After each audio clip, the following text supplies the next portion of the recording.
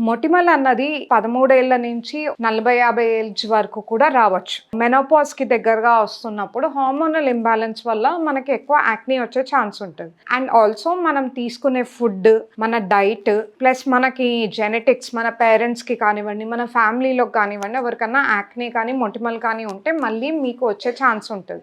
So, యాక్నీకి different causes అన్నవి ఉంటాయి.